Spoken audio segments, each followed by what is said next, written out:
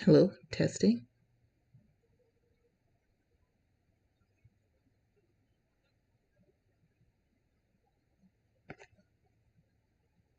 Can you see me? I'm gonna smile.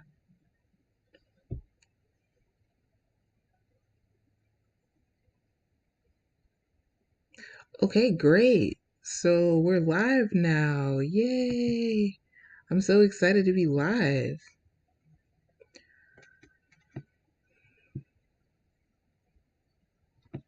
I'm going to share the stream in Someday Social. Just a second.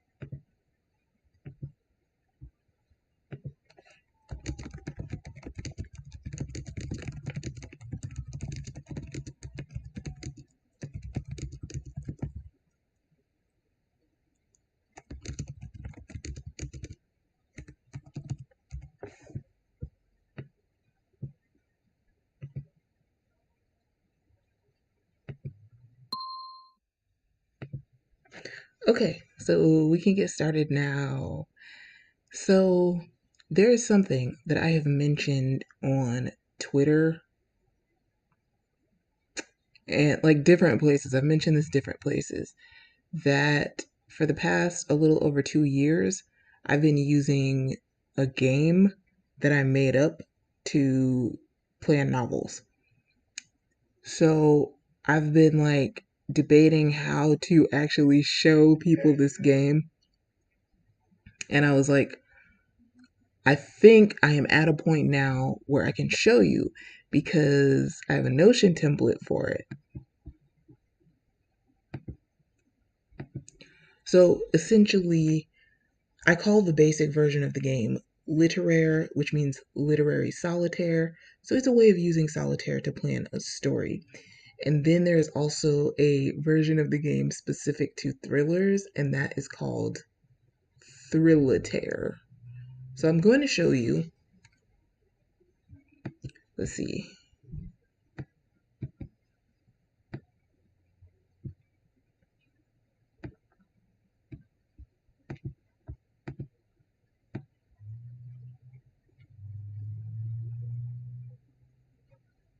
Okay, hopefully you can see pretty well now. This is Literaire. This is a Literaire template. And I have it partly filled out for a story that I've already started. And so let's see. Okay, I have it partly filled out, except I didn't put the title. So the title of this project is Whelp. This is because it's about a woman taking care of a baby dragon, were dragon, and I'm pretty sure I googled like what's a baby dragon called, and it said whelp, and I thought that was hilarious, and that's how it was spelled, WHELP. So we're gonna put a little project description.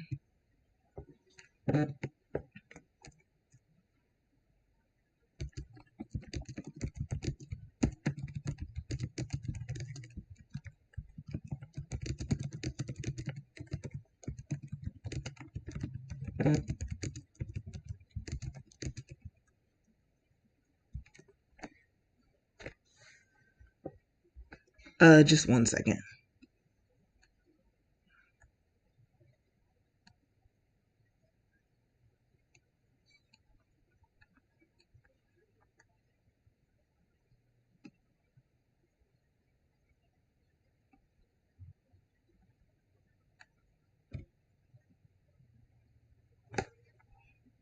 Okay, so here we go. Um, Literaire, which is literary solitaire. So, okay, we have a little starting project description, and the first time I ever like played Literaire to to make a story. First of all, I used Google Drive, so I just had like multiple documents. And then secondly, I um I was like playing through the game and I would like do a move. So for this purpose, every move of the game is a writing prompt. But the thing is, playing through it, it actually can take a while. Like if you're planning a story, you may not do all of the moves in one day. You may not even do all of the moves. Like I'm a firm believer in planning enough so you can write your story and then you could just write your story. Like if that's what you want to do. And so because of that, uh all of the other times that I've played, what I've done is I actually played a game and recorded myself playing that game of solitaire, like recording my screen. And then I put the screenshot of the starting positions of the cards, and then I put like a video of the game um, in Notion. So that way, whenever I need to do the next move, I can just play it and I can rewind it if I need to see a move and et cetera, et cetera. Rewind it, fast forward it. So it is way easier that way. This is a game from July 18th. So I've already used this game for a separate project, but I'm using the game for this project. And these are the rules. So every card has a prompt. Um, And so when you go to do the prompt, I like to do 250 words per prompt. And again, I'm not doing this entire thing before I write a novel necessarily because that would be a lot of words. Like, I don't know how many words because you're going to end up with at least you're going to end up with at least 750 words per card if you play all the way to the end of the game. So if you wanted to reduce the number of words you have to write about each thing to something lower than 250, you can totally do that, okay?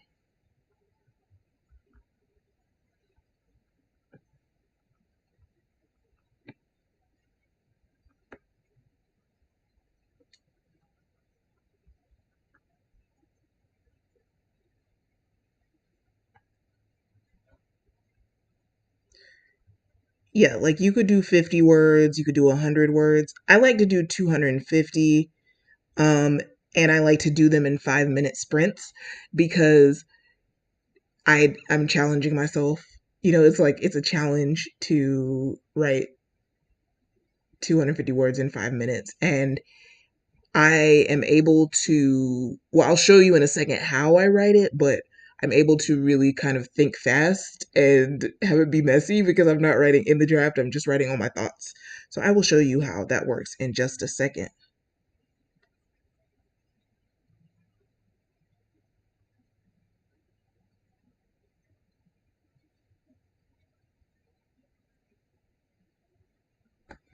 Okay, so these are the move types, right? So start means the 7 cards that are facing up at the start of the game. So what you're going to do is you're going to scroll up to this screenshot and you're going to write for each one of these. Um, Also, I need to scroll down real quick and show you. So this game is customizable to you. I'm going to actually make my face a little bit smaller so you can see. Okay. This game is customizable to you. It is a Notion template, but once you get the template, you can edit it. And so what you're going to do is, this is a list of beats. These are the beats that I like to use specifically for literaire. Well, also thrillitaire, but I might change the beats for thrillitaire soon. I'm not sure. But these are the beats that I like to use. Ace is the setup. 2 is inciting incident. 3 is the first decision, so just like whatever the character does in reaction to the inciting incident.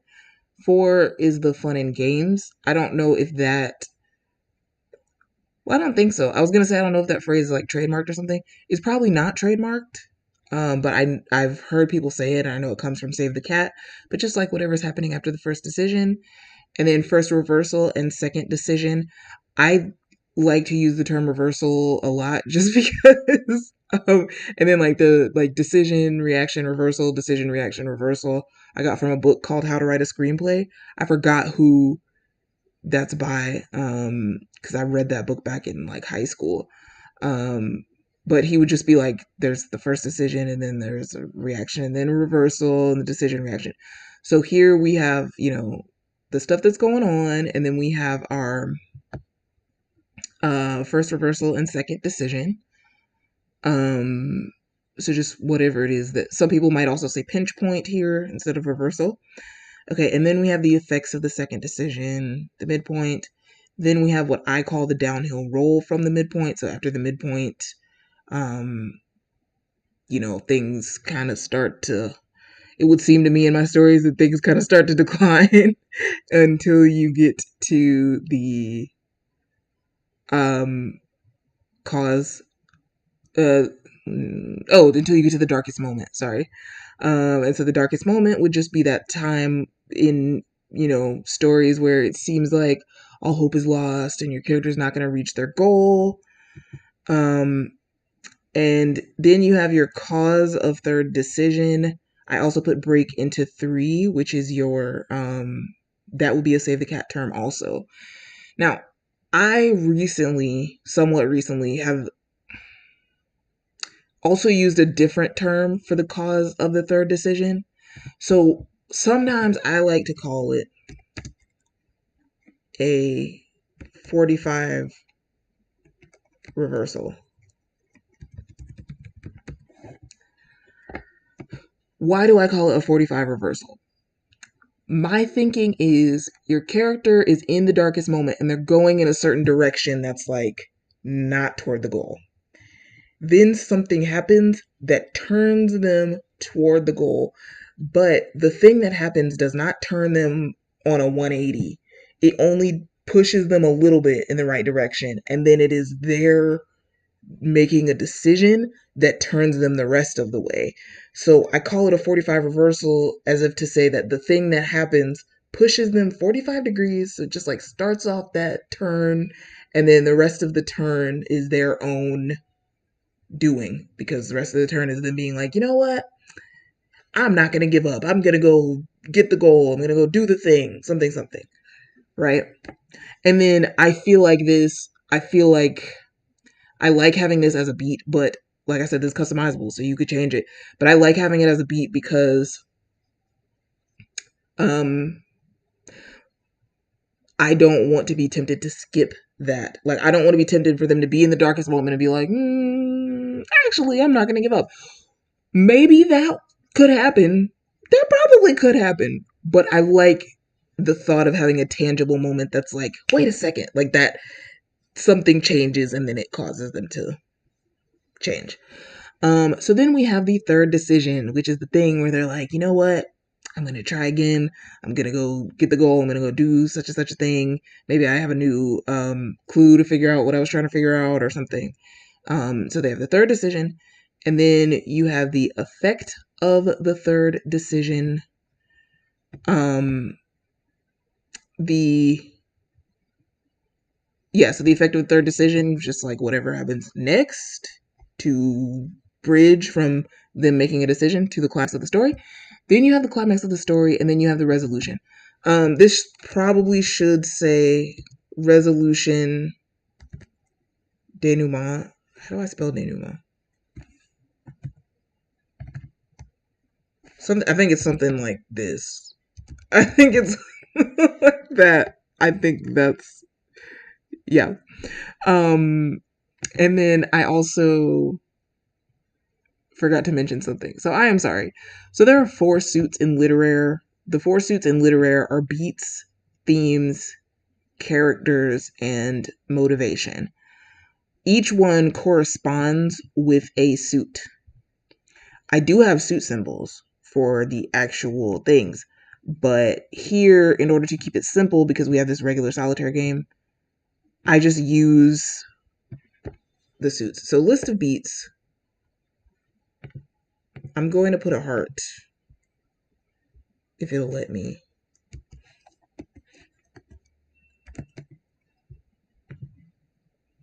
Because the beats are the prompts that correspond with the card suit known as hearts. So, whenever you get a heart in the game, you are going to write about one of the beats of the story. I hope that makes sense. And then your themes are going to be diamonds.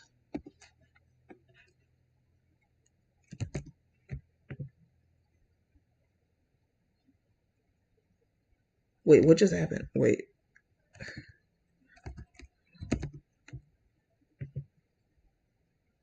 Here we go. Themes are going to be diamonds. Characters are going to be spades.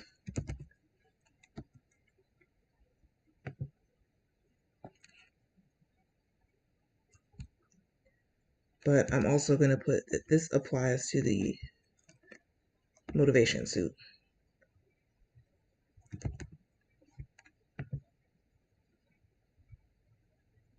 which is clubs. And then I started naming characters in this thing. The woman that goes and like gets the were dragon, I named her Essie, and I wasn't sure why I was naming her that. And then I was like, I think that's because I was reading my friend's book, which this is funny, but my friend Charity Elise, her debut novel came out in November. It's called Other Side of the Tracks, and the name Essie, there's like somebody that's mentioned in that named Essie. And when I first thought of this for my story, I didn't remember like I didn't really consciously remember where the name Essie came from, why that name was in my mind. And then I was like, oh, later on, I was like, oh, it's because I was reading her book. So that name just like stuck in my mind somehow. So I'm going to stay with it for now, but I might change the name because I feel like this character would do well to have a name that starts with an R. I don't know why. She just seems like she would have an R name. But anyway, um we these the theme list and the character list are specific to whatever story you are writing. Okay? And then here we have a database for general brainstorming. So if I just wanted to if I just wanted to brainstorm real quick, I would click here and I would make a new page and it would be like I like to date my brainstorms and then just say like oops, today is it's 2023 and then just say something like what it's about, like we'll put dragon laws, right? So we could do a brainstorm about dragon laws because that is very important to this story. And then here we have these databases. So this is how these databases work. This is a database of the beats. This is a database of the themes.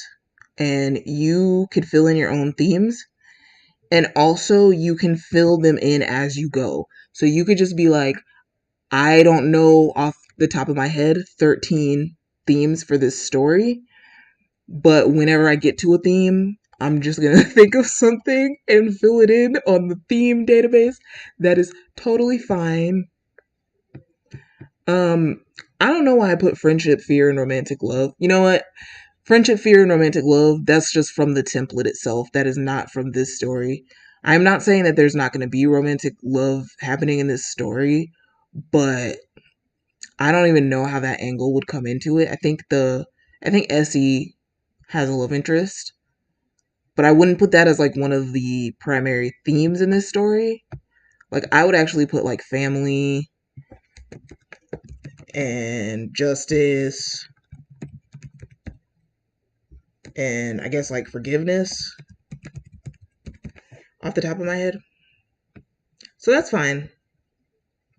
Oh yeah, and there we go. Love, duty. So I'll just put, yeah. We'll figure it out. We'll figure it out. Forgiveness and what did I say? Yeah, I'll put family at number 4. And in order to get an emoji in the title, I would do this. I'll click in the title, space / emo. Wait, is that not how I do that? Wait, hold on. Is that not how I do that? Oh, maybe I click add icon. There we go. Okay. I messed up. Nope, I didn't mean to do that. How did I do that? What just happened? Okay, here we go. We're on the correct screen now. Love, justice, forgiveness, family, and I'll put duty.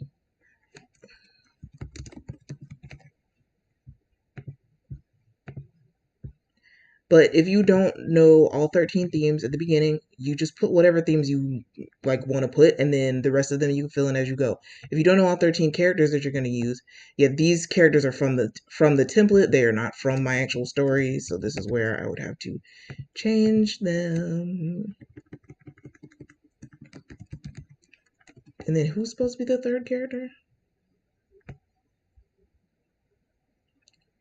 I don't know who Elena is. No, that was from the I just said, and I forgot. I just said that is um from the template. But here we see that this is one difference between literaire and thrillitaire. In literaire, you have characters and motivation, and so you choose whatever characters you want to use. But the list of characters is going to be the same as the list of motivation.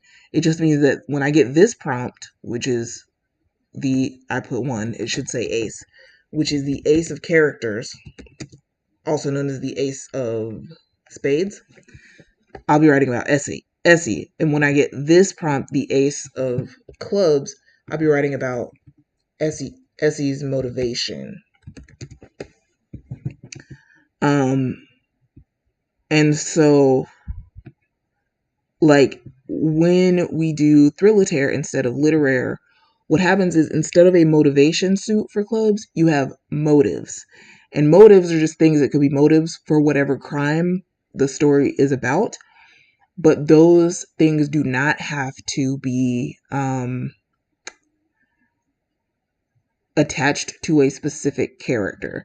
Like, so it could just be like jealousy could be a motive. And you could mention, when you write about jealousy, you could mention multiple characters that could have that motive, or just one character, or whatever. But you are not using the list of characters to like also inform your list of motives. So I'm hoping that makes sense. But for now, we're doing literaire. So there we go. And you're going to see how this game works. And I think things are going to make more sense when you see how it works. So, this is what we do. When we make a move here on this database, we are going to fill in which cards are involved, because this is what is called a relation in Notion. And that means when you put something on this database, it automatically goes in the other database. Okay, I'm going to show you. So I think I already started writing this one, but this was like back in November, so I don't even remember what I put. Yep. Yeah, I wrote some stuff. Okay. So here, if I add this icon, I am going to put a heart for beats. Okay. So what I'm going to do is click this property right here. And I like to do the date, say what date I wrote this thing, because like I said, it could take more than one day. I don't remember what day I wrote it'll tell me what day I wrote it. I think. I think.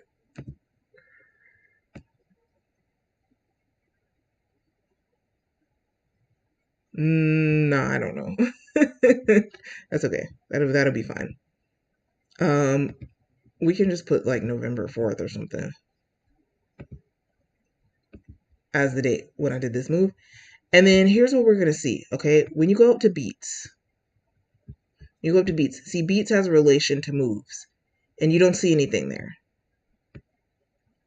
But what I'm gonna do is I'm gonna click in the beats space, and I am going to find the beat that corresponds to this move. I'm going to click it.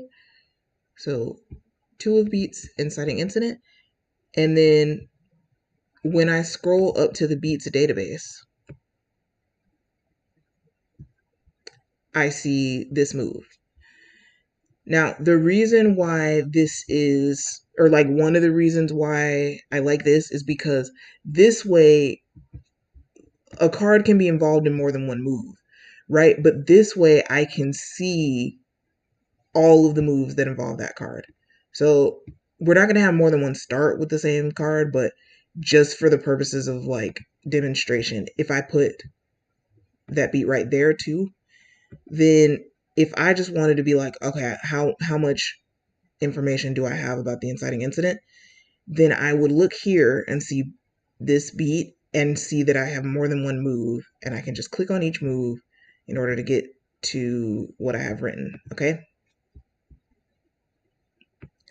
so we know that it is not linked to that move, so hopefully I can undo that. How do I undo that? I actually don't know. Do I delete it? I do not know. We're gonna unlink it. I'm gonna unlink it. Okay, there we go. So here at the start, I have 7 cards, right? Wait, is this matching this game? Okay, yes, I'm just making sure. So the screenshot matches this game. So it's gonna be 2 of beats, queen of characters, 4 of themes, yada yada.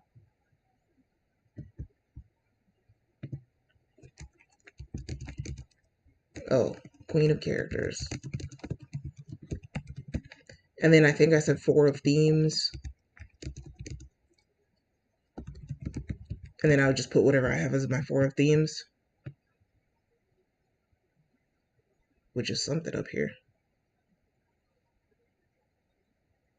in the themes database.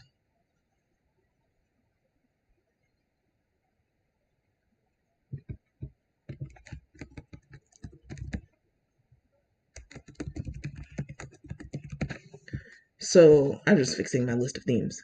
So yeah, I would do all 7 of these starting moves. And what I would do is I would open the page for this. Okay, so I'd open the page for this, put the correct icon, which is a spade. I would make sure that it is related to the Queen of Characters database. Oh, I do not have a Queen of Characters. Usually, I would make up a Queen of Characters.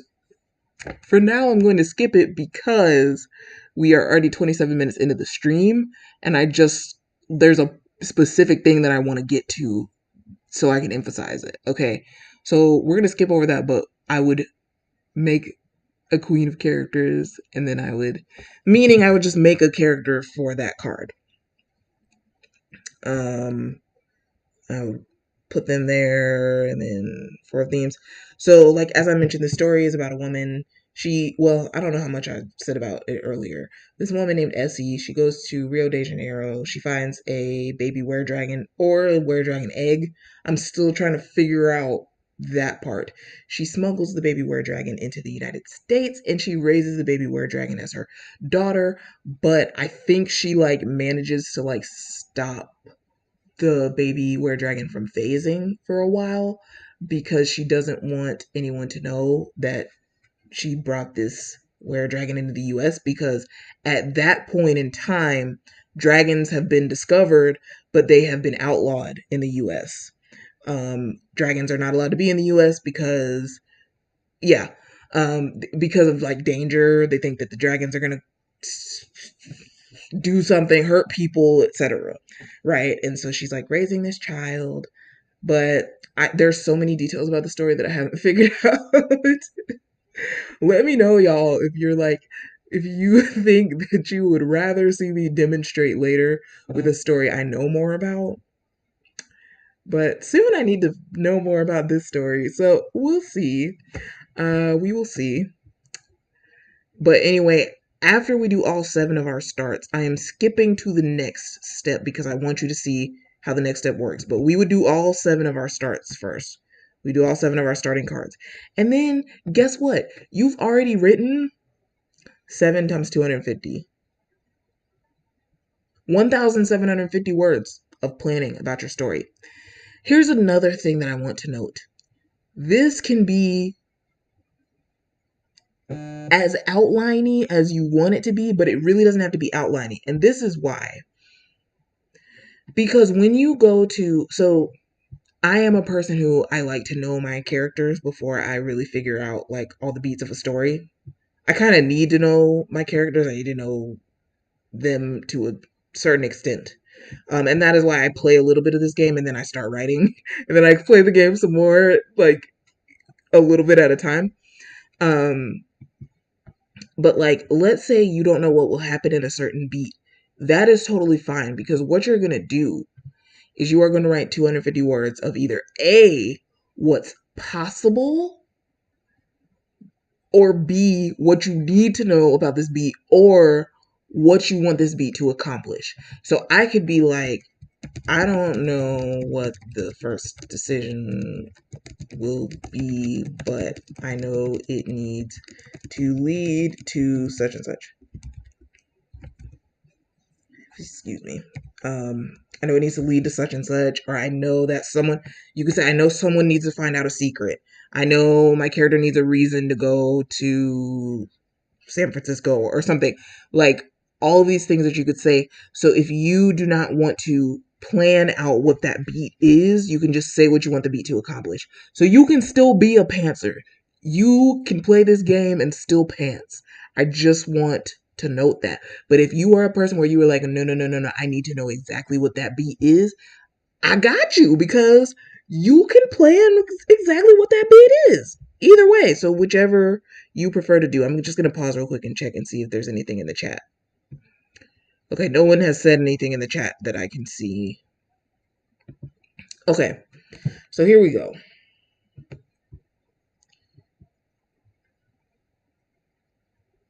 After we write our 7 starting cards, and these are like our moves for what each move, our our rules for what each move means. Okay, so I'm gonna scroll up to the video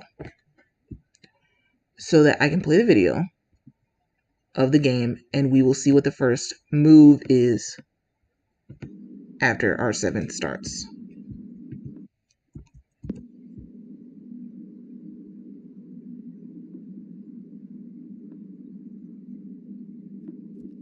Okay, there we go. So there is an example of a move. That would be 2 moves in the game. First, we moved the 4 of themes to the 5 of characters, and then we revealed the Queen of Themes. So this is what that means, y'all. When we transfer, we're going to call that a transfer when we move one card, like a 4 to a 5, etc., etc. We're calling that a transfer. Move one face-up card to another face-up card. The prompt is to write about how the 2 cards' prompts are related. So see, when you have a start, you're writing 250 words about that card. When you have a reveal, you're writing 250 words about that card. When you have a draw, you write 250 words about that card. And that's the first time you move through the deck while drawing the cards. So all of those are similar moves, but transfer is different because transfer is the only time that you will write about how one of your prompts relates to another prompt. So our first transfer was 4 of themes to 5 of characters, right? I don't have a 5 of characters, so I'm just going to say, I'm just going to need to hurry up and say something. We're going to make, do I not have a characters database? No, wait, do I not have a character? Oh, there it is. Okay, I'm sorry. I was like, what? Okay. 4 is gonna be.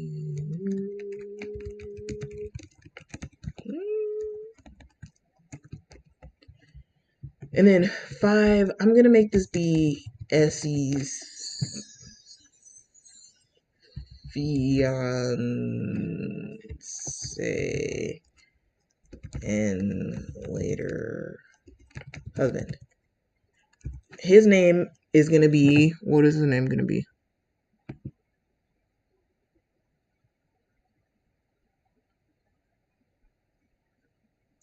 His name is gonna be.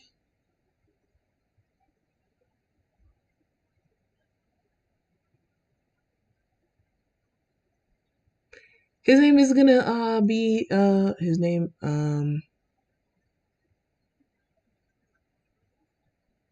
I guess for now I'll call him.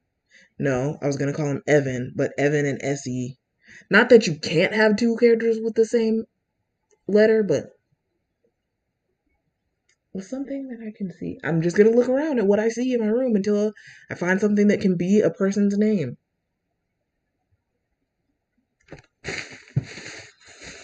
I have some stuff from Walgreens. Pencils, Ticonderoga.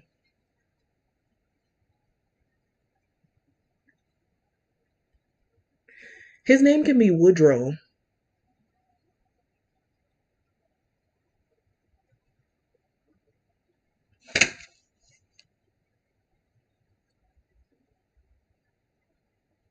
Yeah, his name is going to be Woodrow, and this can change later, but it's because I saw the word wood on the pencils. So there we go. His name's going to be Woodrow. It's cool. This sounds like kind of an older name, and so does Pearl and Essie, and that makes me go, oh my gosh, should this be set like in the past? But we'll see. Okay, so we're going to click on that. We're going to make it have the correct icon. And then, and I guess I'm going to keep the name Elena for now.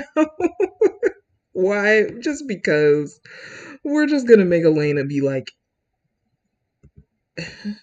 I guess she could be Essie's sister. And then I think Essie is going to have a second daughter.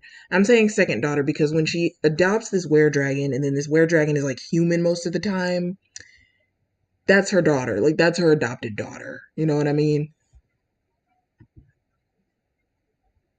Pearl. Pearl is the were-dragon. Okay. So, our 8th move, after we've done all our start moves, our 8th move would be transfer. We're going to put transfer 4 of themes to 5 of characters. Okay. So what we're going to do is we're going to, something that I wanted to emphasize is we are going to relate that to both cards. So we're going to click on themes and click on 4.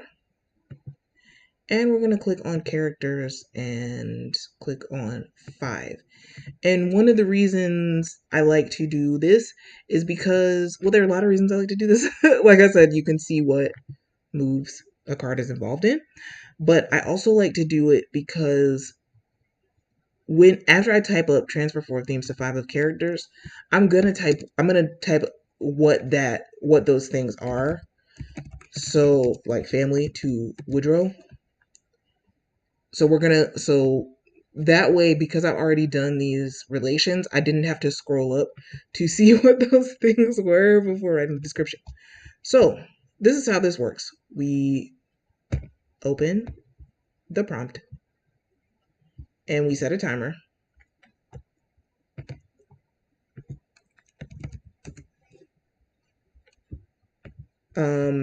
Usually I would do 5 minutes. I'm just going to do 1 minute because I'm going to show you how this works. I need to write about how, I'll do 2 minutes. I need to write about how Woodrow relates to the theme of family. I don't know that much about Woodrow yet, so this should be interesting.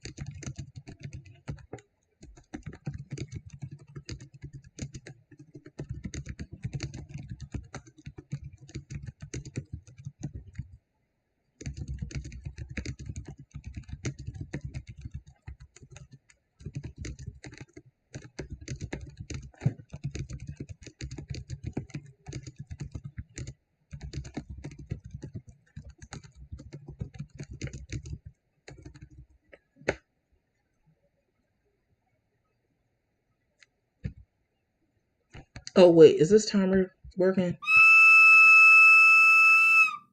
Y'all, for real, that website with a timer, I do not know if the timer still works when it's in another tab. Cause like, like it doesn't, you don't hear it whistle until you click on it, and then you're like, was that thing actually 2 minutes, or did it just go until I looked at it again? I don't know. But anyway, this is a possible scenario. But what I wanted to emphasize to you is that usually all this explanation stuff would probably be on the starting card where I first talked about Woodrow, because you're always going to do a start or a reveal or something that's just about that card before you do any transfers with that card. So probably I would have like some of this information about what's going to happen with Woodrow early on. But then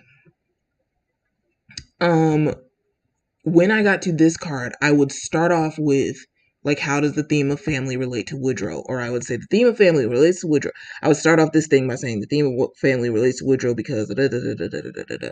Now this is like, I really do not know if this is actually what's going to happen in the story. I just had to like kind of make up something fast. Um,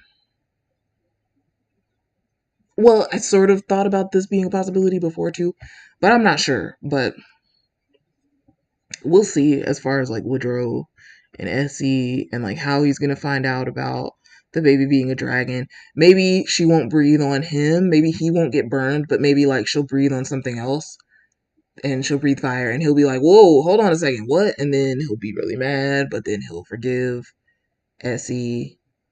Um, and I could add like, I put they still love each other, but I could add that like he forgives her um for, not telling the truth. But also the goal is to get 250 words per move. So I'm gonna click on this and I'm gonna see how many words I got. 140. Okay. So that's a good start. So what I would usually do, I think, is do another sprint and do that. Now, sometimes when I am writing a story, I will go and like early in a writing session, I'll do a move of literaire or do a couple moves of literaire, and then I start writing in the draft.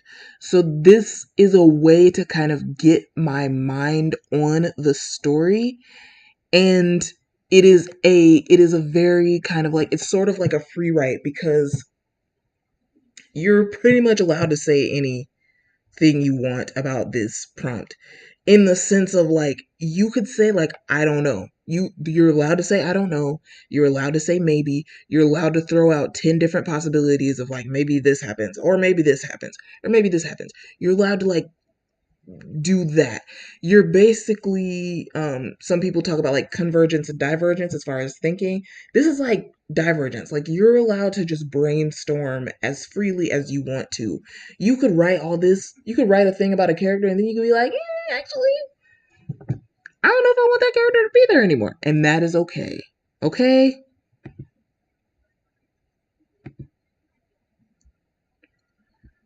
And so yeah, now we have our homepage. Is there anything else I need to tell you? Um, yeah, you can see these moves. So when you have an empty space on the board, okay, this is an optional rule. This is for me because I like to plan some and then write, and then plan some more and then write, and not wait until I've planned the whole thing to write. So because of that, we have this where if you get an empty space, you can write 1,000 words in your draft. Or planfic. Planfic is my term for stuff that is fictional but is not going in the draft. It's like fanfic of your own story, and I do that in order to get to know my characters or get to know my world more to help me with writing the draft. Okay, so you write 1,000 words of your draft or your planfic. And if not, you could have your empty spaces be free writes or nothing. And then you have the stack 4, which is anytime you stack a 4, 8, or jack, you can make this be 1,000 words in the draft, or it can be free writes or nothing. And I also recently sometimes have done a thing where there's a certain prompt for placing a king in an empty space. I think I would call that place. I think the move would be called place. So see, we have these names of the moves, and we're always gonna put the name of the move. Well, we don't have to, but I like to put the name of the move in all caps at the beginning of this, so the transfer, the start, and all of that. And I feel like I just interrupted myself in the middle of saying something. Oh yeah, when you place a king in an empty space, you could make that be something special that you do. But either way, you're going to get at least, like I said, at least 750 words about each card, because when you stack a card at the top, oh yeah, did I say that? Did I put that? Yes, stack. So you're going to stack a card at the top of the board. And because that's the last time that you're going to see that card, or like that you're going to write for that card in the game, you write 500 words. You could change that. That's how I do it. That it's like, okay, this is like the last time I'm going to deal with this card. And by this time, I've already written something individually about it. And I may have already done some transfers with this card. So I hopefully will know this topic pretty well. If it's an ace, then I may not have done any transfers with it, but that's okay. Um, but still, I am like, this is like the last time I'm going to write about this card in this game. So I will stack it and write 500 words. Have I ever played all the way through a literary game? No, I've never actually played all the way through the game, because usually once I have done a few moves, I'm ready to write, and then I can do a few moves at the beginning of each writing session. And it's like enough to help me, enough to jog my memory. And this is what I like about Notion, is that I have Notion on my phone. And so sometimes I dictate, and when I dictate, like, I tend to get words way faster. And that's very exciting. So let me see if there is anyone in the chat who has questions about this game.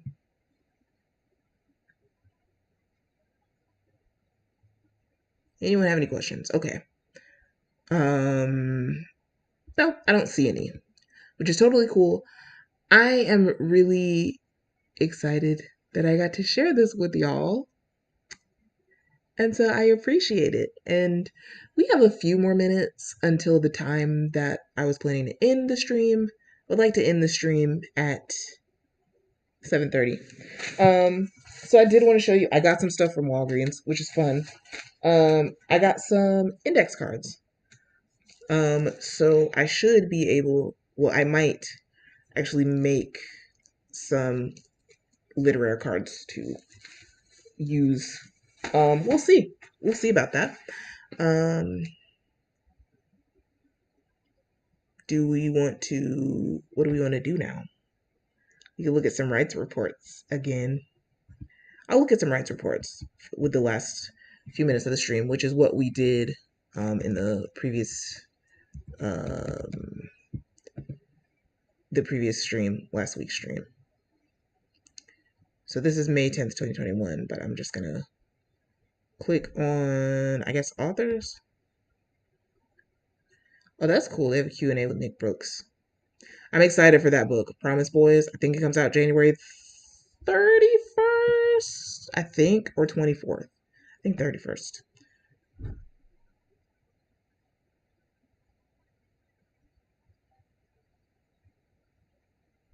Where are we going to see the rights reports?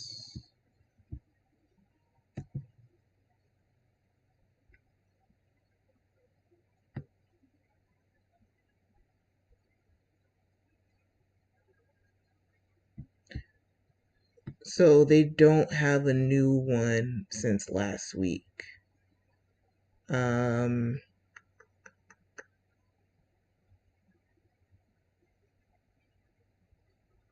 oh, that's cool though. That's Jameson. Okay, I'm gonna go to the most recent, the like second most recent one, because last week we did the most recent.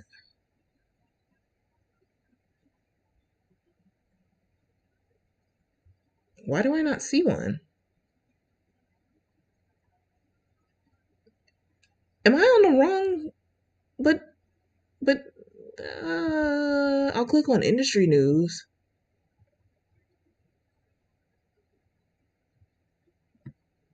Is that gonna show them? Oh, the Walter Dean Myers Awards were announced. That's cool.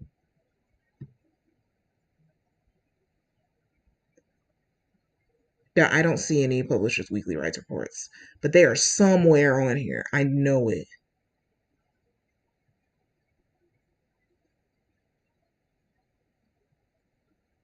Okay, I'm gonna click on book deals because sometimes at the bottom of the book deals page, which is for adult books, sometimes they will link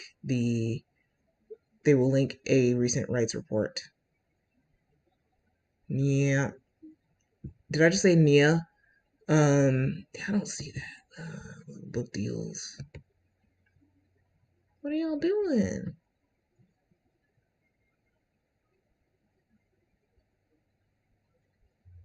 Okay, I would like it to be easier to. I'm just gonna try one more time. I'm gonna search rights report.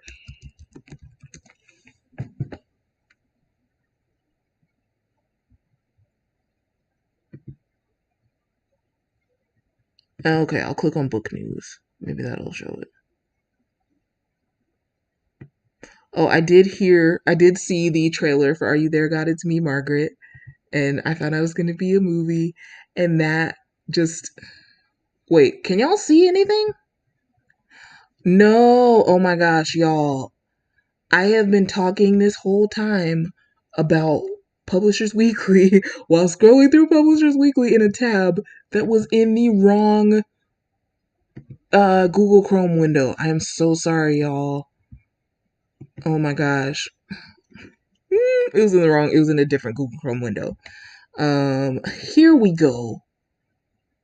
Is this the new one or is this the one I already talked about? We're gonna see.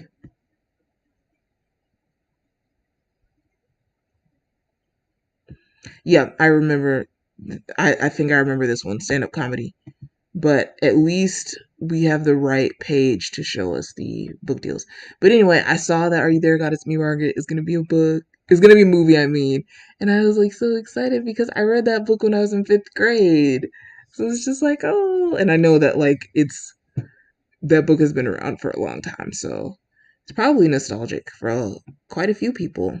Okay, we're gonna click on January 2nd. Did we look at this one last week too? Yeah, we looked at this one last week because I'm like, that looks familiar. I'm pretty sure we might have looked at two different weeks. So I'm gonna click on December 19th, and we are almost done with this stream, y'all, because it's 7:24 p.m.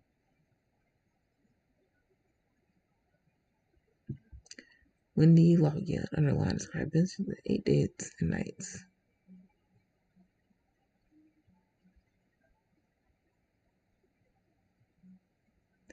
Oh, that sounds like a. Is that a romance? It's a rom com. That sounds like such a cute rom com. And it's good to see Jewish rep. Okay, sixth grade superhero, 4 book deal, sixth grade. Oh wow, that's really cool.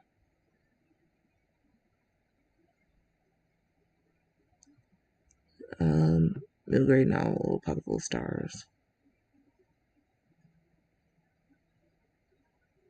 That's cool. Okay, I'm gonna stop there because it's almost time to end the stream. I'm trying to think, is there anything fun we can do for the last 5 minutes?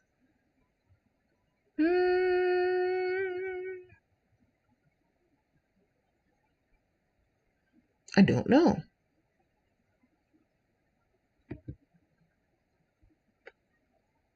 I just accidentally clicked on something. Was that an ad? Yeah, I can still scroll through these things, I guess.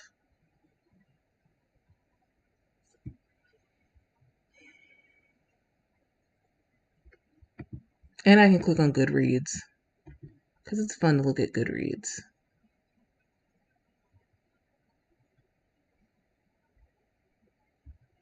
I also like to look at Query Tracker sometimes, but I haven't been on Query Tracker a lot recently because I'm not querying.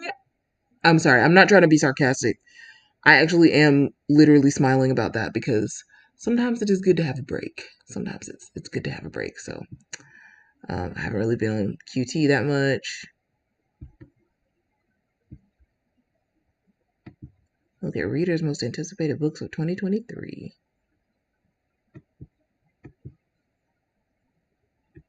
Really good, actually. I have that on what to read. I have that on what to read. Let's see. Is there anything here that I'm super, super excited about? And I have to be careful here because I almost forgot there's one publisher that people are trying not to. I don't know if it's like you don't talk about that publisher's books at all. You kind of don't talk about that. Well, you don't review.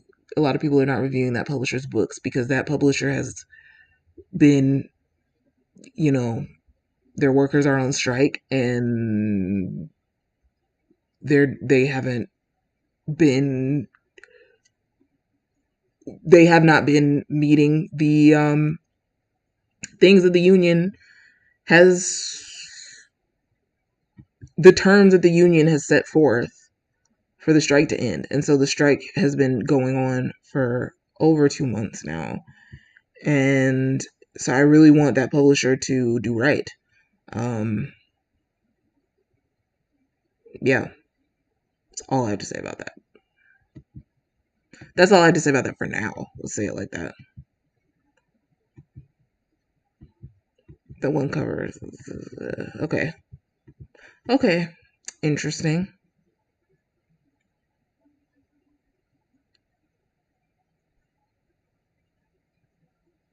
This looks really interesting. Who gets believed when the truth isn't enough? So I can add that to want to read. Okay. So it's 7:28. It's not quite 7:30 yet, but I think that is close enough.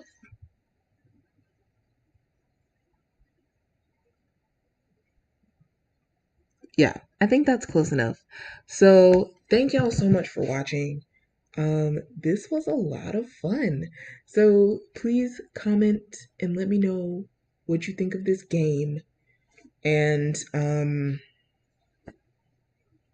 yeah, the good thing is you don't have to build the template. You can get the template from the Someday Shelf's website, which I'll link in the description. But it's just cool because hopefully somebody will be helped by the game. So thank you for watching. Everyone, have a wonderful week and I'll see you soon. Bye.